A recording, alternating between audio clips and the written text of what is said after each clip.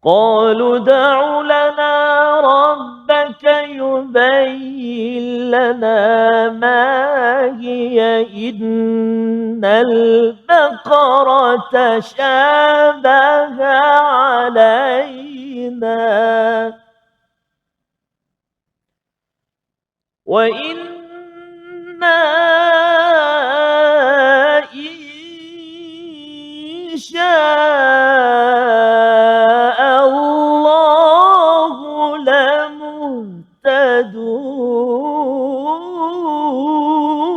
لمهتدون صدق الله العظيم واجعله لنا هجتين يا رب العالمين.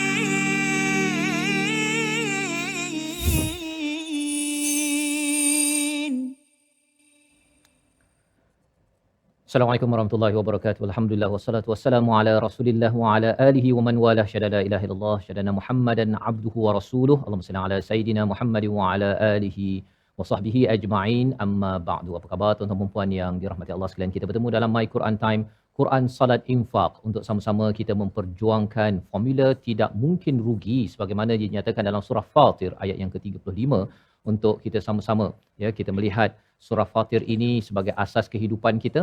Dan lebih daripada itu, hari ini kita ingin sama-sama mengulang kaji halaman 11 dan 12 bersama Al-Fadil Ustaz Dr. Syafiq Syahimi. Ahlan wa sahlan Ustaz. Ahlan fikum. Masya-Allah dan bersama dengan Ustaz Tar. Apa khabar Ustaz? Alhamdulillah, Ustaz sihat ya. Alhamdulillah. Kita bersama dengan baju merah hari Merah. ini.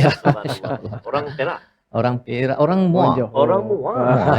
Muar yang Jadi pergi ke Perak kemudian kembali ke Johor dah sekarang. Subhanallah. Pensyarah Pusat Pengajian Umum dan Kurikulum Universiti Tun Hussein Masya-Allah. on Malaysia. Ahlan wa sahlan Ustaz ya. Masya-Allah. Alhamdulillah.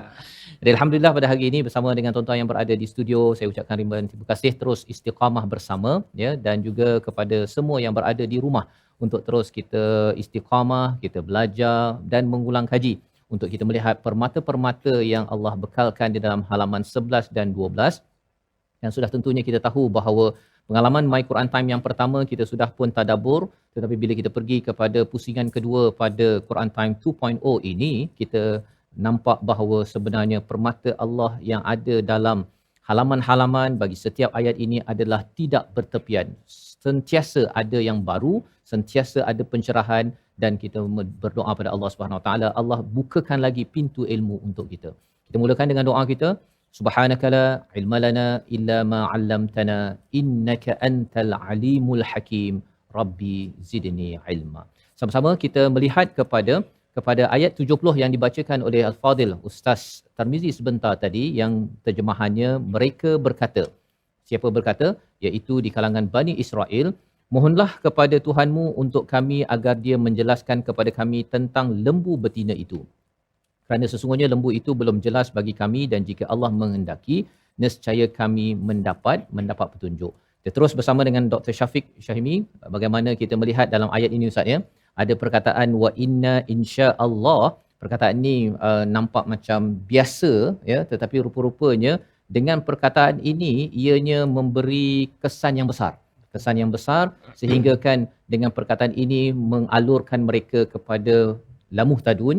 Jadi kalau boleh Ustaz jelaskan insya-Allah ni bagaimana aplikasi dalam kehidupan kita dan mengapa perkataan ini? Siapa yang sebut sebenarnya pada zaman Bani Israel ini? Silakan. Bismillahirrahmanirrahim. Alhamdulillah wassalatu wassalamu ala sayidina Rasulillah wa alihi wa sahbihi wa man tabi'a hudahu wa wala ba'. Terima kasih kepada Tuan Fazrul, Ustaz Tarmizi yang bersama dalam surat kita pada kali ini. Merujuk kepada ayat yang ke-70 daripada suratul Baqarah muka surat yang ke-11, Allah Azza wa Jalla menyebutkan tentang sifat ataupun perbualan golongan Bani Israel pada zaman Nabi Musa alaihi salam, yang setelah, kalau kita tengok muka surat 10 tu, setelah diajukan banyak persoalan. Nabi Musa dah kata sembelih lembu, dia tanya lagi, dah bagi jawapan lagi. Sepatutnya kaedah asal apabila seorang nabi dan rasul memerintahkan sesuatu, mereka buat saja atas perintah itu. Apa yang mereka faham. Tetapi kerana sifat degil Bani Israel yang ada sifat suka mengkritik nabi-nabi, tanya untuk menyusahkan diri. La tas'alu an asya in tubalakum tasukum. Jangan tanya benda yang menyusahkan kamu. Jadi kalau Nabi sebut, sampailah kepada bila Nabi menyebutkan sifat yang terakhir itu lembu yang warna kuning kan, ayat 69 kan. Lalu mereka tanya lagi, tolong jelaskan lagi. Udahlah, dah sebut kuning, cari je yang kuning, jelaskan lagi. Dia kata sebab kalau tak jelaskan lagi tasyabaha alaina, nanti tak jelas bagi kami kan. Lalu dia kata insya-Allahu la muhtadun. Jadi kita nak fokus, jadi yang berkata ini adalah golongan Bani Israel yang mereka nak cari siapakah pembunuh kepada orang yang berlaku dalam zaman tersebut. Nak cari pembunuhnya siapa? Nabi kata nak dapatkan pembunuhnya, kamu ambil seekor lembu. Patutnya ambil je lembu, tapi dia tanya banyak soalan tadi sampailah kepada tahap soalan ini. Sampai tahap itu mempunyai banyak dia tanya. Dia kata itu pun insya-Allahu la muhtadun. Insya-Allah. Jangan pernah tertekan wahai Nabi Musa dengan jawab soalan kami. Insya-Allah kami akan dapat petunjuk. Kami akan ikut jadi orang yang baik. Sampai nak jadi orang baik pun mereka punya trik dia sampai kata insya-Allah kami jadi orang dapat petunjuk. Itu kalau insya-Allah bagi Bani Israel yang sifat ahli kitab itu mereka suka melencong. Tetapi insya-Allah yang sama dirakamkan Allah dalam suratul Kahfi. Ya. Wala taqulanna shay'in inni fa'ilun dzalika ghadan illa an yasha Allah, itu disebutkan kepada Nabi sallallahu alaihi wasallam. Yang ini berbeza dengan sikap yang ini. Adapun bagi Nabi SAW memang kita disyaratkan dan disuruh untuk menyebut insya-Allah sebagai lambang apa je yang kita buat ke depan, kita gantungkan keputusan itu kepada Allah SWT. Bagi orang Islam, contoh kita kata saya esok nak buat rawatan, insya-Allah, mudah-mudahan. Kerana tak tahu esok buat ataupun tidak. Okey, esok saya nak exam, insya-Allah, betul. Tetapi insya-Allah yang di sini, hatta dalam perkara hidayah dia kata insya-Allah kami akan dapat tunjuk. Seolah-olah kalau dia tak sebut yang itu, memang tak akan dapat tunjuk lah dia. Seterusnya. Jadi perkataan insya-Allah bagi orang yang beriman adalah adabnya dengan Allah. Adab dengan Allah apa dia? Kami tak pasti esok jadi apa, lusa jadi apa. Cuma saudara, budaya masyarakat kita pula. Escapism. Dia nak keluar daripada kemeluk tu, dia akan kata, besok ada akikah. InsyaAllah saya datang, insyaAllah. Di insyaAllah tu sebenarnya tak nak datang pun. Tapi so insyaAllah. Ingat ya, yang ini bukan yang ada dalam suratul Kahfi. Okay? InsyaAllah dalam sini ni. Khawatirnya begitu. Jadi kita tak nak menggunakan insyaAllah itu. Bila kita kata, ya saya akan datang. InsyaAllah sebagai adab kita dengan Allah. Yang ke depan saya tak tahu. Tapi sekarang keputusan saya akan pergi. InsyaAllah. Nah itu. Jadi perkataan insya-Allah adalah adab kita dengan Allah sebagaimana dalam suratul Kahfi. Adapun jangan gunakan insya-Allah ini sebagai jalan untuk kita belok-belok sebagaimana Bani Israel menggunakannya kepada Nabi Musa AS. InsyaAllah. Terima kasih diucapkan pada Dr. Syafiq untuk menjelaskan bagaimana konsep insya-Allah yang benar. Maksudnya, maksudnya dia dalam ayat yang ke-70 ini ada elemen menggunakan perkataan insya-Allah itu untuk membelok-belok ya, yang kita harapkan bukanlah kita yang beramal dengan kaedah itu, tetapi insya-Allah yang kita memang nak buat, tetapi kita gantungkan ya, selepas kita dah berazam, tapi kita gantungkan juga kepada Allah sebagai adab, kerana kita tahu bahawa sebenarnya tanpa kehendak izin daripada Allah Subhanahu Wa Taala tidak berlaku apa sahaja yang ke hadapan itu. Jadi ini pelajaran daripada ayat yang ke-70 dan kita ingin teruskan kepada ayat yang ke-72. Allah mengingatkan kepada kita tentang peristiwa mengapa perlu disembelih kepada lembu yang kita belajar daripada ayat 67. Mari kita baca ayat yang ke-72 dipimpin Al-Fadhil Ustaz Tarmizi untuk sama-sama kita memahami konteks ayat ini, pelajaran permata daripada ayat yang amat indah ini. Bersama Ustaz Tarmizi. Terima kasih kepada Ustaz Fazrul, kepada Dr. Syafiq, tuan-tuan dan puan-puan sahabat Al-Quran, ibu ayah yang dikasihi Allah Subhanahu Wa Taala yang sedang menyaksikan di online ataupun yang berada di studio sekarang ni. Subhanallah, nak dengar suara sikit. Sihat semua? Alhamdulillah. Jadi sejak lagi kita tadik taranum ya. Masya-Allah. Tak alhamdulillah lah. Alhamdulillah. Insya-Allah. Insya-Allah. Tak boleh lagi dah, pintu dah lock. Kau sudah insya-Allah tu. Insya-Allah yang betul tadi. Baik. Jadi kita nak baca sekarang ni, saya nak mengajak semua tuan-tuan dan puan-puan yang berada di studio juga, tuan-tuan berada di rumah, kita melihat dan kita sama-sama baca ayat yang ke-72. A'udzubillahi minasyaitonirrajim.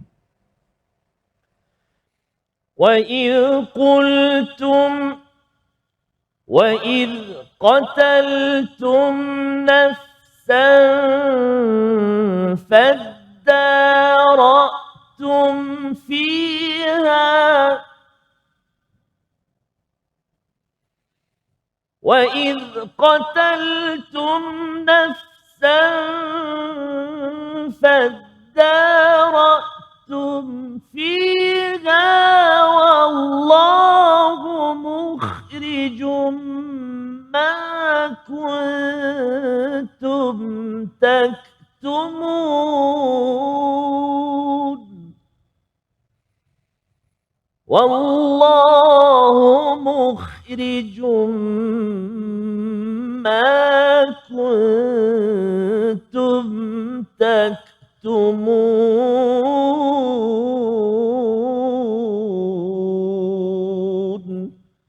صدق الله العظيم.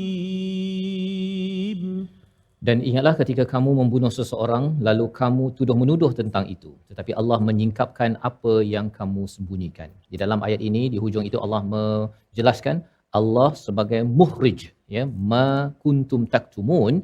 Apakah maksud di sebalik perkataan muhrij ini? Untuk kita sama-sama beri perhatian kerana kita yakin bahawa setiap perkataan, setiap huruf sebenarnya di dalam Al-Quran ini ada cahaya hidayah yang perlu kita beri perhatian. Kalau bintang, kita perlu perhati baru nampak bintang. Kalau tidak, kita berjalan di tengah malam tak nampak. Maksudnya orang lain nampak banyak bintang, kita pasal tengok telefon memang tak nampak bintang. Jadi mari kita perhatikan bintang dalam ayat 72 ini, mukhrijun sebagai hidayah pada kita pada hari ini bersama Ustaz Dr. Syafiq. Terima kasih Ustaz Azrul, Tirmizi. Ayat yang ke-72 Allah Taala menyebut tentang sifat Bani Israel yang bertelagah. Siapa yang bunuh? Siapa yang bunuh? Kan sebenarnya mereka tahu dah ada yang bunuh di kalangan mereka dan dia tahu dan dia sembunyikan. Lalu Allah Taala nak menempat sifat mereka dan Allah mengatakan wallahu mukhrij. Mukhrij ini panggil isim fa'il. Pelakunya Allah SWT. Allah akan bongkarkan apa yang mereka sembunyikan, siapa pesalah sebenarnya. Di kalangan Bani Israel yang bunuh tadi, Allah akan bongkarkan. Pedoman kehidupan buat kita semua. Kita semua kena ingat. Allah Ta'ala yang sifatnya itu mukhrij, yang boleh mengeluarkan yang tersembunyi. Apapun kebaikan yang kita buat, yang tersembunyi, Allah Ta'ala boleh zahirkan itu. Dan orang tahu kebaikan yang kita buat tanpa kita ingini. Begitu juga keburukan yang kita simpan, yang kita sembunyikan. Allah juga boleh mengeluarkan dan menerbitkannya.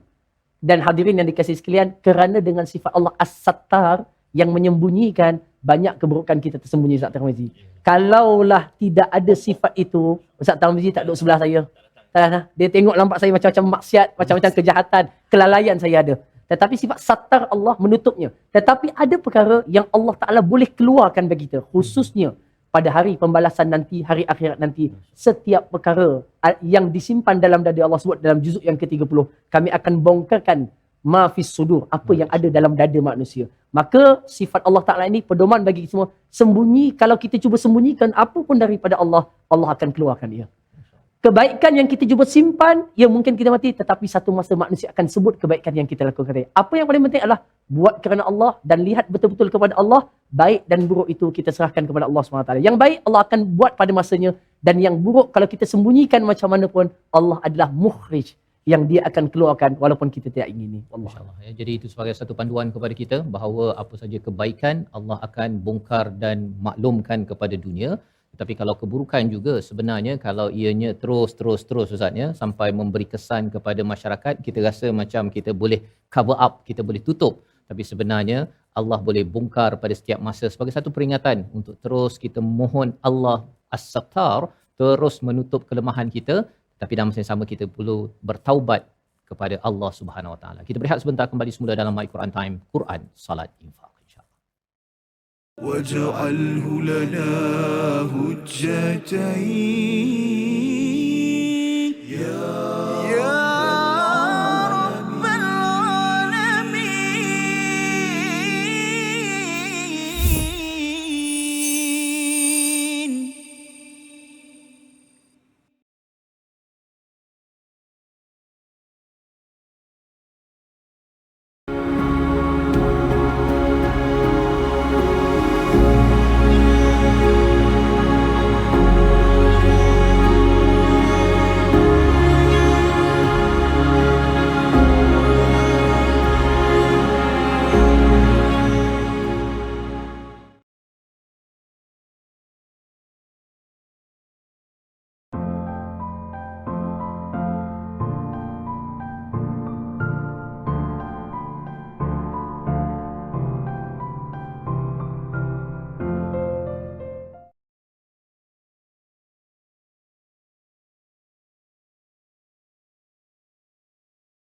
واجعله لنا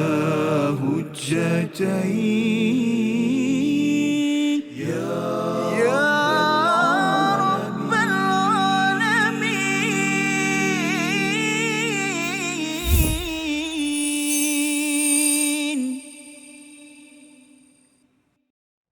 فقلنا اضربوه ببعضها كذلك يحيي الله الموتى ويريكم آياته لعلكم تعقلون صدق الله العظيم.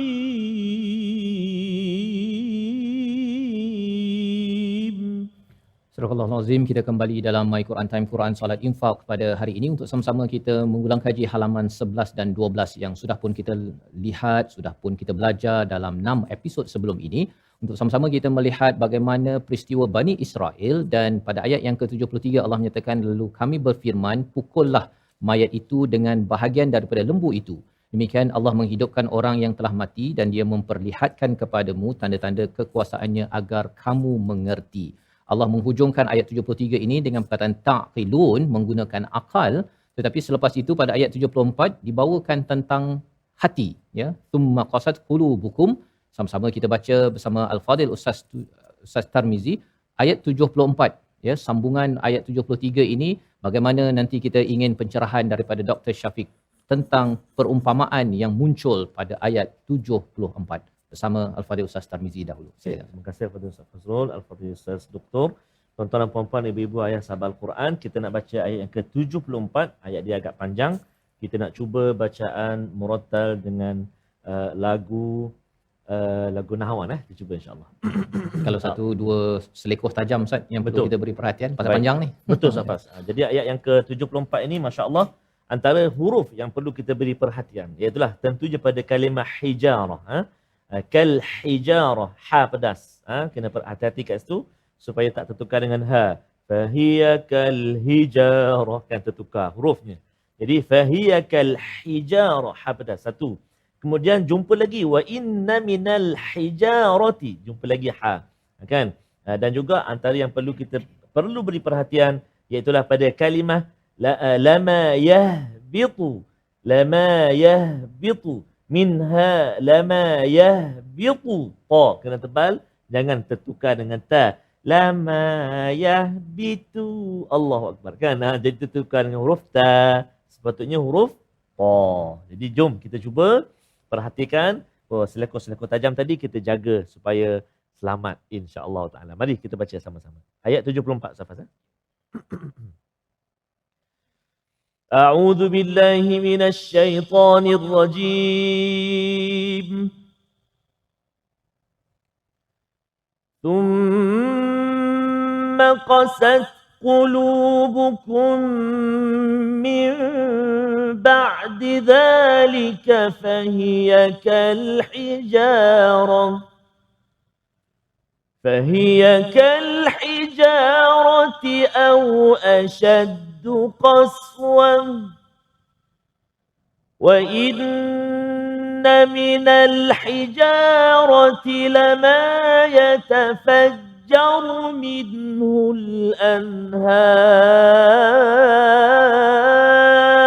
الأنهار وإن منها لما يشقق فيخرج منه الماء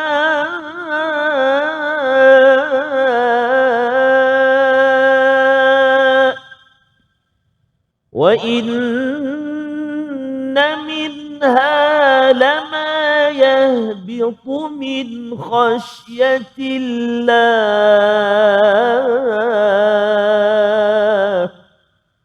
وما الله بغافل عما تعملون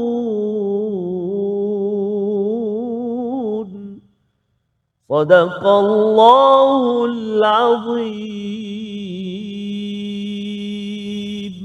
Surah Al-Azim, itulah bacaan daripada ayat yang ke-74. Kemudian setelah itu hatimu menjadi keras sehingga hatimu seperti batu, bahkan lebih keras. Dan selepas itu Allah menceritakan tentang 3 kategori hati ataupun yang kait dengan batu ni Ustaz ya. Jadi boleh Ustaz ceritakan tak batu hati ni apa kaitannya? Ada kaitan dengan kita ke ataupun ini Bani Israel sahaja? Silakan. Baik.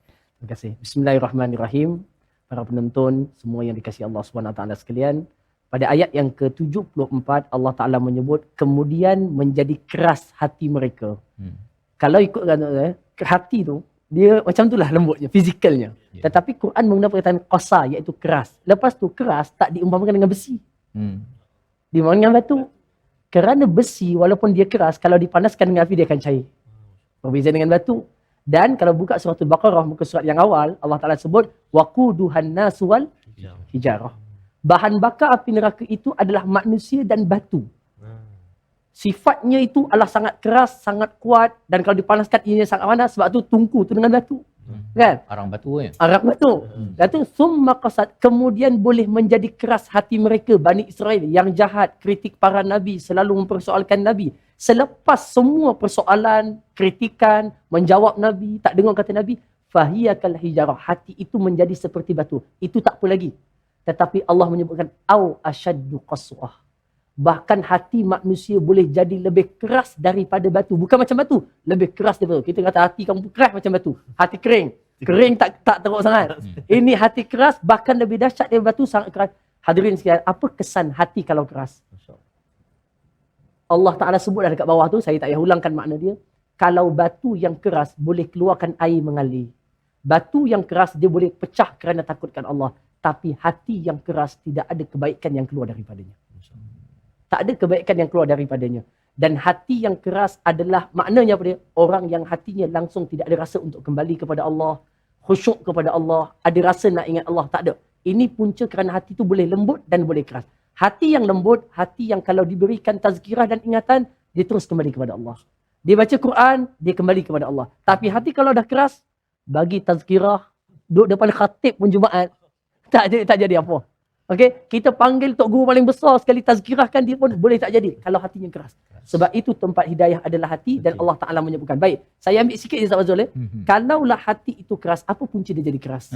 Maka di sana terdapat banyak hadis Nabi SAW yang menyebutkan perkara ini dan Allah sebut dalam suratul Hadid. Kisah yang sama, hatta tala alaihimul amadu faqasat qulubuhum. Sama ayat dia. Thumma qasat qulubuhum dalam suratul Hadid, fatala alaihimul amadu faqasat qulubuhum. Bila mana mereka jauh meninggalkan wahyu, Quran tak baca. Quran tak baca, masjid tak pergi, zikir tak ada, jauh. Tinggalkan hubungan dengan Allah. Faqasat, hatinya akan jadi keras. Dalam hadis yang lain pula menyebutkan bahawa jangan kamu banyakkan bercakap pada perkara yang bukan zikir. Kerana banyak bercakap pada perkara yang bukan mengingatkan Allah Ta'ala akan mengeraskan hati.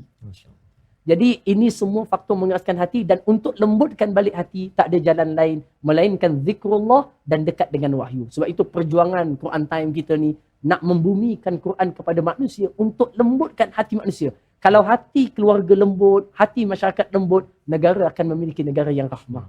Lembut, kasih sayang. Bila keras, tak ada kasih sayang. Tak kesian dekat orang. Jadi inilah pelajarannya, iaitu manusia boleh jadi lebih jahat daripada batu dengan hatinya. Dan boleh jadi sangat lembut juga dengan hatinya. Oleh itu hadirin semua dan kepada semua yang menonton, sama-sama kita menjaga hati dan berhati-hati dalam memelihara hati. Masya-Allah.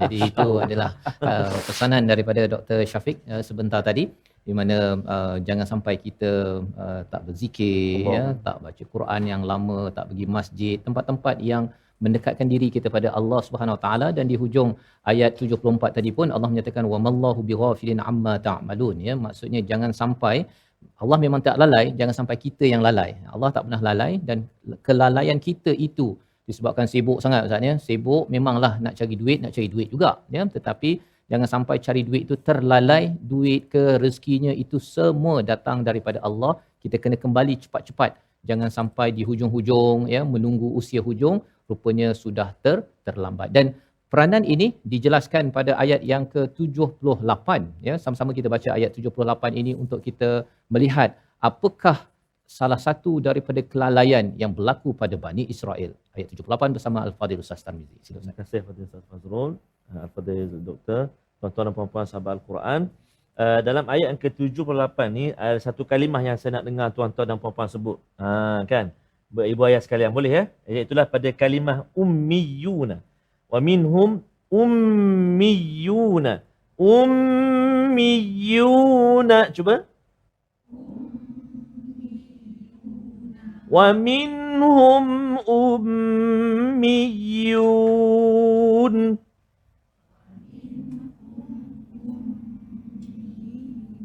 Masya Allah, Alhamdulillah dapat dengar suara ni. Baca Quran pula. Allah Akbar, subhanallah. Baik, kita nak baca ayat yang ke-78. Jom kita baca. A'udzubillahi minasyaitonirrajim. Wa minhum ummiyun la ya'lamuna al-kitaba illa لا يعلمون الكتاب إلا أماني وإن هم إلا يظنون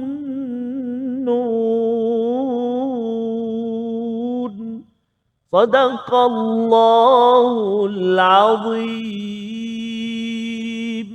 Surah Al-Azim ayat yang ke-78 menjelaskan salah satu daripada kelalaian Bani Israel sebagai orang yang diajak beriman oleh Nabi Musa alaihissalam.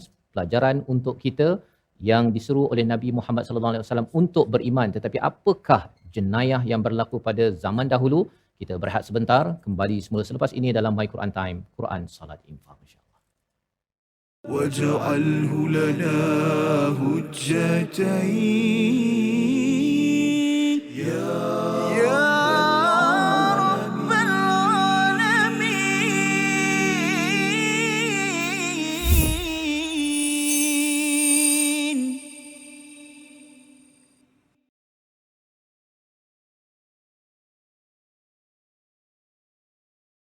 منهما جئنا وارزقنا تلاوته.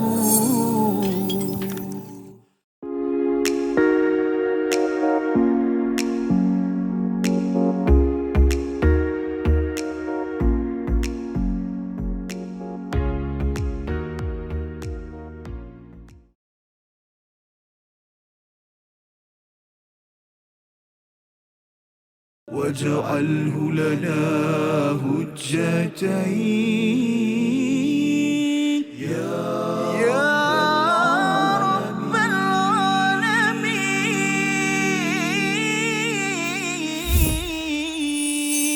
العالمين.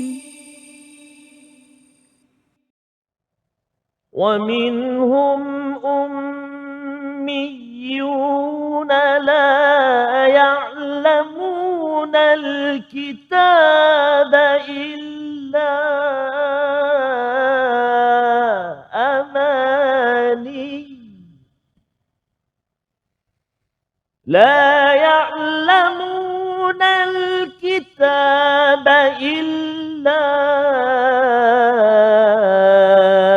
أماني وإن هم إلا يظنون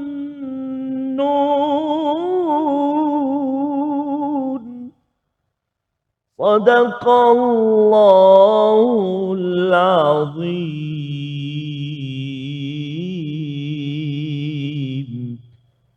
Surah Al-Azim, gitulah bacaan ayat yang ke-78. Kita kembali dalam My Quran Time, Quran Salat Infaq, untuk sama-sama kita mengulang kaji halaman 11 dan halaman yang ke-12.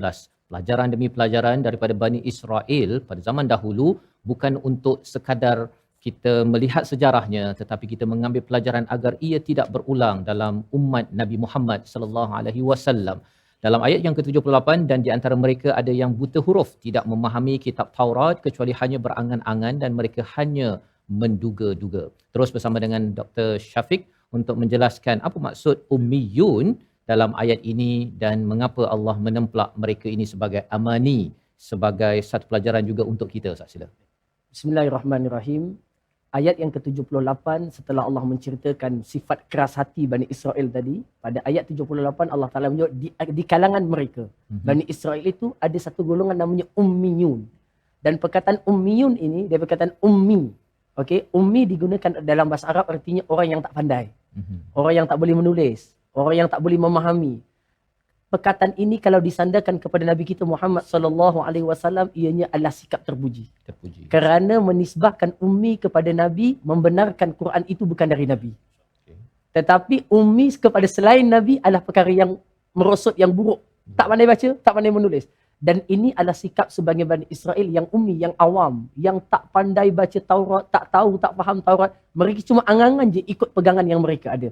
Lalu ini pelajaran buat kita semua, supaya kita tidak menjadi seperti Bani Israel yang telah dilaknat dan telah dicela dalam banyak ayat, kecuali sedikit di kalangan mereka.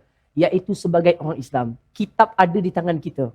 Jangan kita jadi orang Islam yang ummi terhadap kitab kita.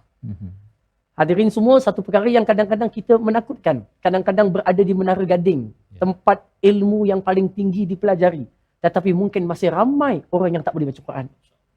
Saya teringat kata-kata Syekh Muhammad Nuh. Beliau mengatakan, kalau orang Islam tak merasa lazat dengan Quran, dengan apa dalam hidupnya dia rasa lazat? Dengan apa? Kelazatan spiritual dan rohani adalah dengan Quran. Kita boleh rasa menate sedap, makan itu sedap, ni sedap. Tapi dia sekejap, dia tak bersifat betul-betul memberikan keenakan. Ya. Laksa Johor, kan?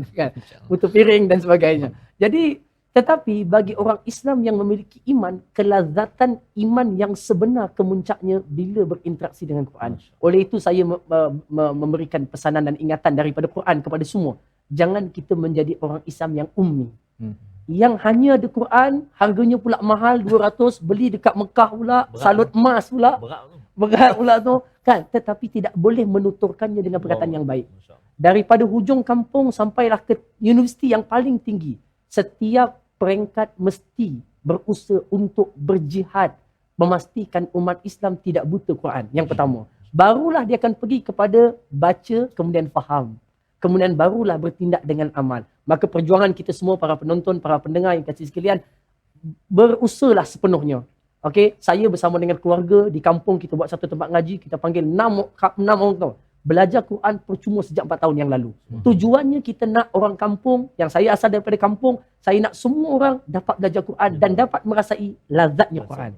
Jadi itu kita buat supaya kita dapat memberikan perasaan yang kita rasai kepada semua manusia. Oleh itu pesanan dan ingatan dalam ayat ini memberikan kepada kita pesanan, jangan menjadi ummi bagi kitab yang ada bagi kita, supaya tak mengulang kesalahan Bani Israel yang diberikan Taurat, diberikan Injil, kemudian mereka tidak menggunakannya dengan baik, illa amani, iaitu melainkan Quran, kitab mereka ada cuma angan-angan. Oh, saya ada kitab Taurat tapi tak faham langsung kisah tersebut. Jadi inilah pelajaran yang kita boleh ambil, kerana ayat nanti yang selepas tu, siapa yang nak tadabbur akan datang, Allah menempelak yang lebih dahsyat daripada orang awam yang ummi, iaitu pendakwah di kalangan Bani Israel yang bukan hanya tak faham Quran, dia faham Quran tapi dia tukar isi Quran. Nabi tak kata, dia kata. Lagi dahsyat daripada itu. Fawailun lagi. Masya-Allah. Ya, jadi itu ayat yang ke-39 menerangkan tentang ni orang yang bijak pula ya. Satu orang yang tak berapa bijak kan, bukan tak berapa faham isi kandungan daripada Taurat, tetapi ada pula di kalangan ustaz-ustaznya pula yang buat hal ya, buat hal. Ayat 79 bersama Al-Fadhil Ustaz Tarmizi, kita baca bersama. Silakan. Terima kasih Fadil Ustaz Fazrul, Fadil Dr. Syafiq. Subhanallah. Takut saya duk tarik taranum nanti kan. Kita buat hal. Allahu akbar. Naudzubillah. Kita doa sama-sama Ustaz ya. Kita sama-sama Ustaz ya. Saya ia sebagai satu peringatan kepada kita kan. Kalau kita selalu baca ni, insya-Allah harapnya moga Allah beri hidayah. Kalau kita rasa kita dah baca, kemudian buat tak nampak pula tu, yang itu yang kita, dan peranan bagi orang awam yang dah ikut Al-Quran ini, akhirnya dia boleh kritik kepada ustaz untuk jangan ustaz scam kami. Ya, datang ke masjid, dekat YouTube ya, untuk menipu, memanipulasi, kerana ayat 78 itu kita selesaikan bagi awam, dan bagi yang belajar tinggi dalam bahagian agama, yang pakar kepada Al-Quran, mengambil pelajaran ayat 79 bersama Ustaz Tarmizi. Terima kasih kepada Ustaz Fazrul. Tuan-tuan dan puan-puan sahabat Al-Quran kasih Allah Subhanahu Wa Taala, kita nak baca ayat yang ke-79.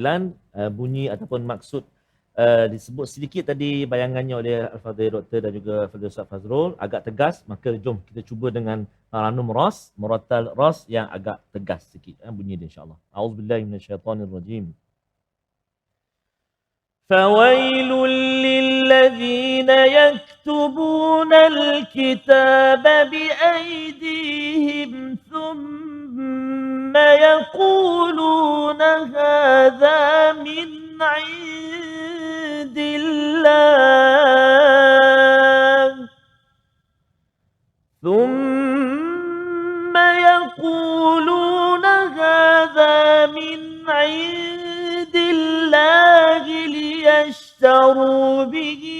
ثمنا قليلا فويل لهم مما كتبت أيديهم فويل لهم مما كتبت أيديهم وويل لهم مما يكسبون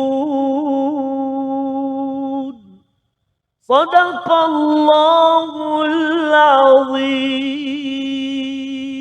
Surah Al-Azim ayat yang ke-79 sebagai satu amaran. Beberapa kali Allah menggunakan perkataan wail ataupun wailun pada ayat ini. Terus kita bersama dengan Al-Fadhil Ustaz Dr. Syafiq untuk menjelaskan apa maksud fawailul yang menjadi amaran kepada kumpulan ustaz-ustaz Bani Israel juga kepada kita Ustaz ya. Silakan. Bismillahirrahmanirrahim. Ayat 79 adalah rentetan ayat 78 setelah menyebut tentang orang awam, tetapi rosaknya orang awam sebenarnya adalah kerana rosaknya para ulama, pendakwah, asatizah di kalangan orang awam yang tidak jujur dalam menyampaikan risalah Allah kepada mereka. Sedangkan semua orang menyandarkan agama kepada mereka. Tetapi mereka tidak menunaikan amanah agama itu dengan sebenarnya. Lalu Allah menyatakan, celakalah besar. Wail ni dalam bahasa Arab ada banyak tafsiran, antaranya adalah sungai dalam neraka yang akan dimasukkan ke dalam neraka, kecelakaan besar dan sebagainya. Apa yang paling penting itu amaran tegas daripada Allah. Kecelakaan besar atau amaran besar bagi orang yang menulis kitab dengan tangan mereka kemudian kata ini daripada Allah sedangkan itu tulisan mereka. Apa maksud dia? Maksudnya bagi seorang pendakwah, ahli agama, ahli ilmu, siapapun mereka, jangan sekali-kali melakukan sesuatu perkara yang bukan daripada Allah dan Rasul tapi katakan ini Allah dan Rasul yang suruh. Kan? Kata kat orang kampung. Contoh macam ni tu? Banyak kalau kita dalam kehidupan seharian kita katakan, kan banyak petua dia katakan, kamu kalau buat macam ni, ini dalam agama kena buat macam ni. Sedangkan tak ada. Contoh nak buka kebun baru, baca mantra ini dalam agama.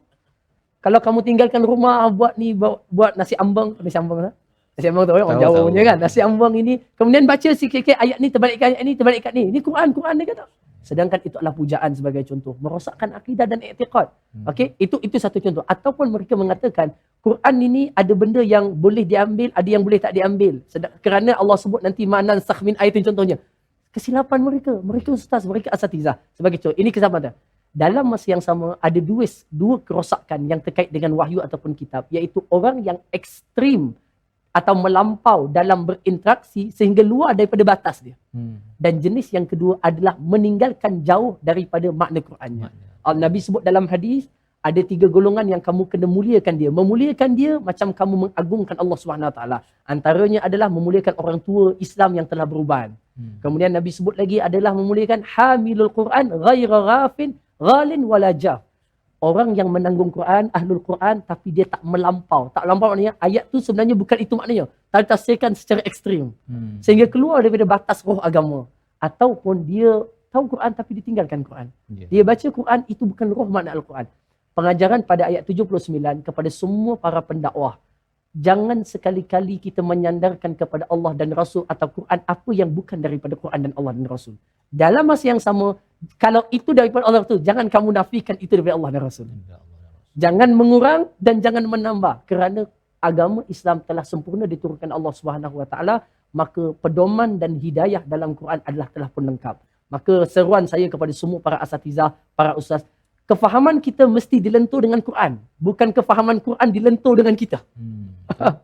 Dia dah ada faham dulu, baru dia tafsirkan Quran. Cari ayat-ayat kita fahamkan Quran dengan ilmu, disiplinnya yang baik dan sebagainya. Keluarkan hidayah itu bagi kepada orang awam. Supaya mereka terdidik. Okey, jangan kita dah ada satu mazhab kita sendiri, kita punya pegangan sendiri, kita cari mana ayat yang sokong pandangan aku, tafsirkan ikut itu. Itu yang banyak tafsir tematik yang pelbagai yang keluar untuk mengiyakan ideologi mereka. Okey, atau pandangan mereka. Jadi ini ingatan kepada semua para ahli ilmu daripada mana peringkat pun supaya jujur dan amanah dalam menyampaikan agama. Kita baik, kedudukan kita tinggi dalam syurga. Kita buruk, Wail adalah tempatnya. Wal iyadzubillah. Semoga Allah pelihara kita semua. Amin ya rabbal alamin. Amin amin ya rabbal alamin. Moga-moga Allah memelihara kita ya, semua para ustaz ya, ustazah, jangan keluarkan ya pasal nak bina konten dekat TikTok punya pasal ya, maka minum susu jangan, minum itu jangan. Rupa-rupanya itu bukannya, pasal biasanya orang kaitkan bila ustaz ustazahnya mestilah dia kata daripada Quran, daripada sunnah ya. Bila dia cakap ini apa seperti yang dimaklumkan dalam Quran, padahal tak ada ayat pun ustaz ya. Ini sebagai satu jenayah yang pernah berlaku pada zaman Bani Israel dan kita tidak mahu mengulang, dan masyarakat awam perlu belajar Al-Quran agar boleh menjadi penyeimbang, boleh menegur kalau ada sesuatu yang tidak kena dalam kalangan ilmuan agama. Kita berehat sebentar, kembali semula dalam My Quran Time, Quran, Salat, Infak, insya-Allah. واجعله لنا هجتين يا رب العالمين.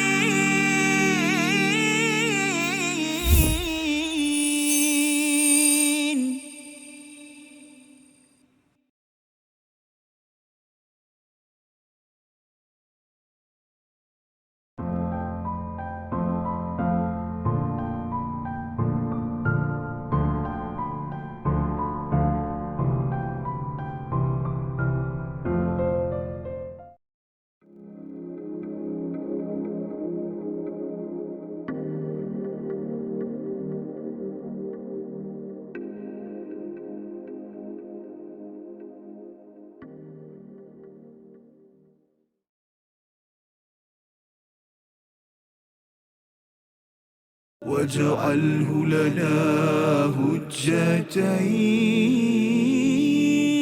يا رب العالمين.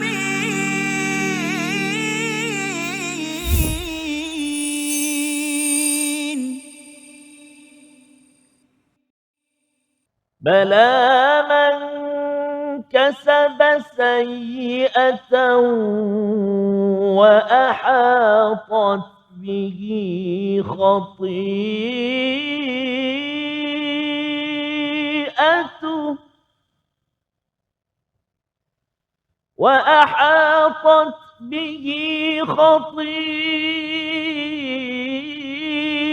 خطيئته فأولئك أصحاب النار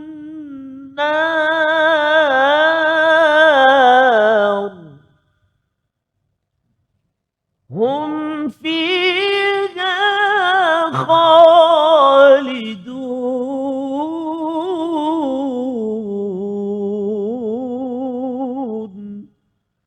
صدق الله العظيم.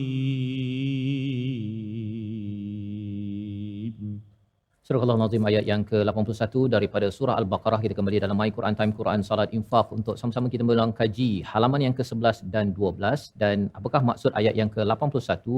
Bahkan demikian, barang siapa berbuat keburukan dan dosanya telah menenggelamkannya, maka mereka itu penghuni neraka, mereka kekal di dalamnya.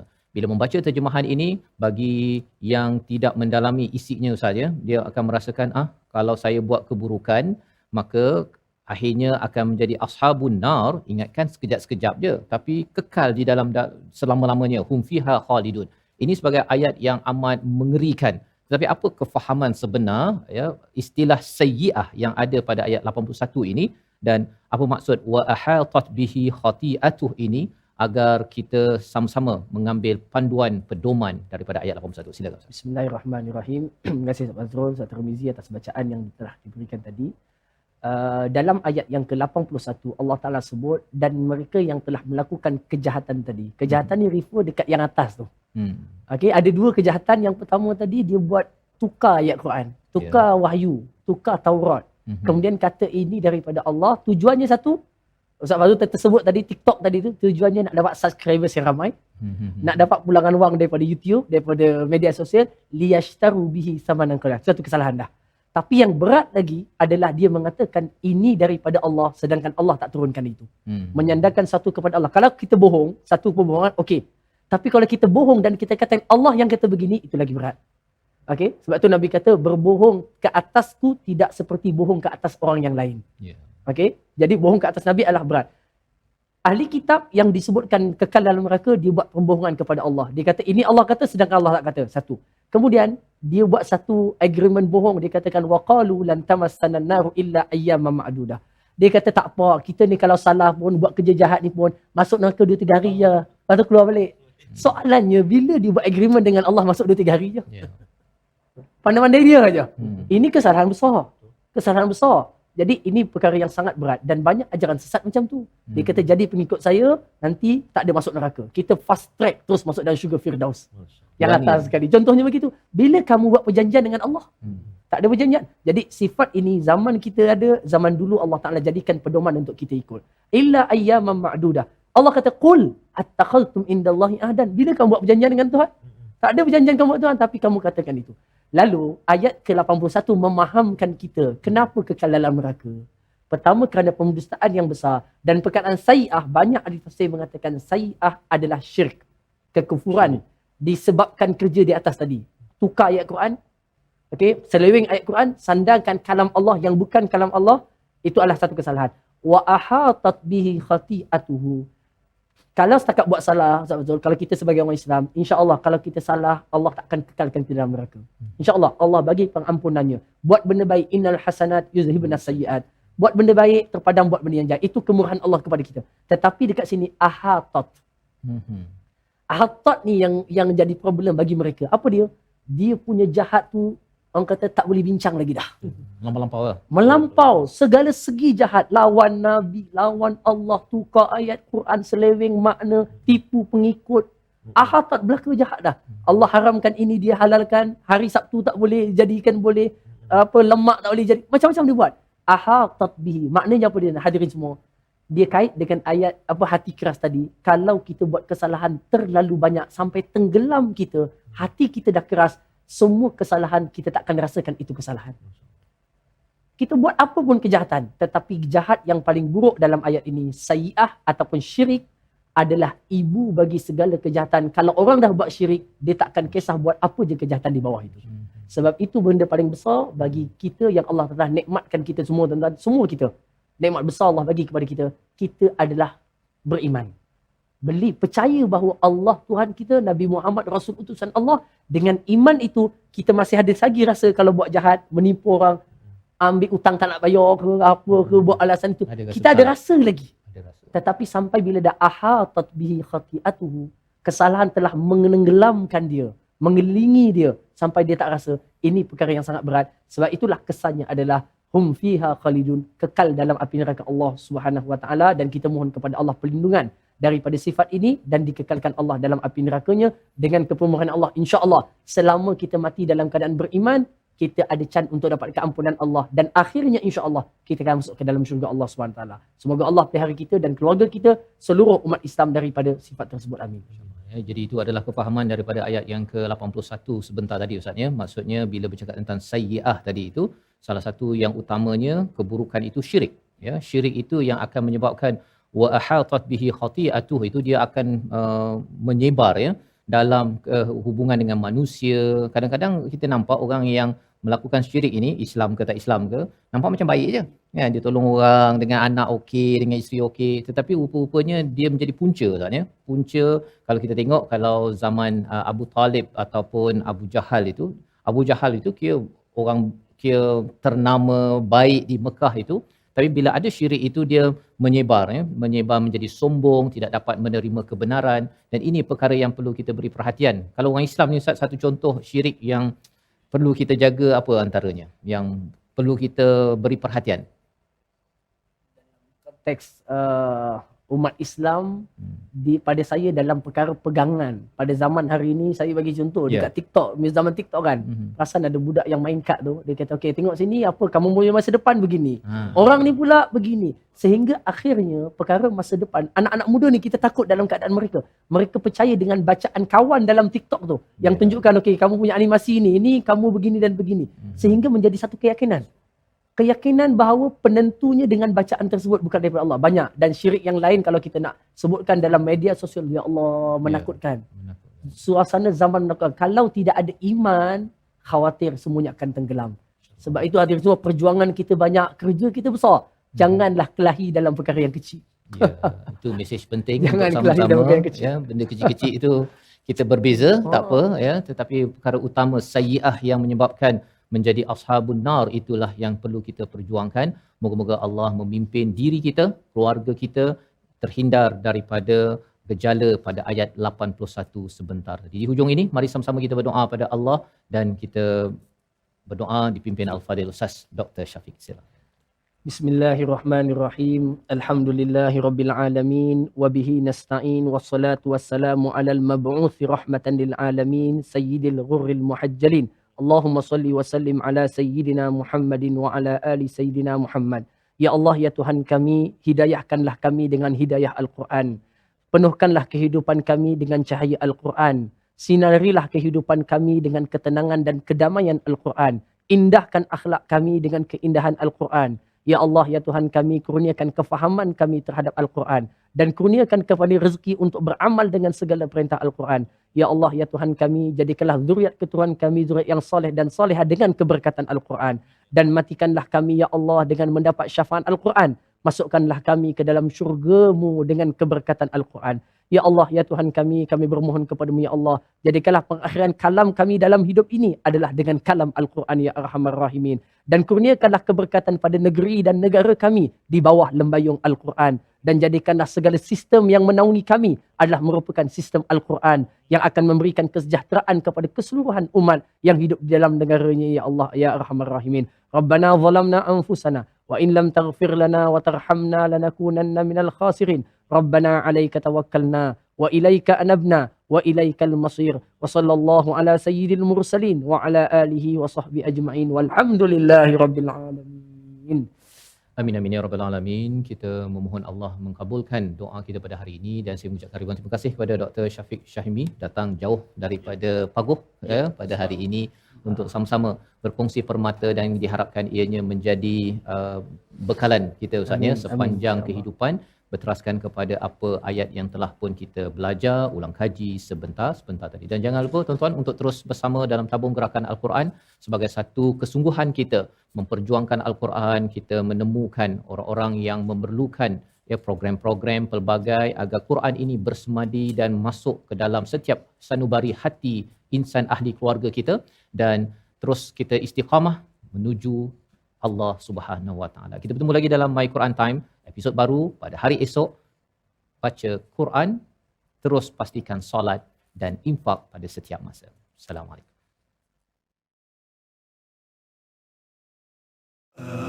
آناء الليل وأطراف النهار واجعله لنا هجتين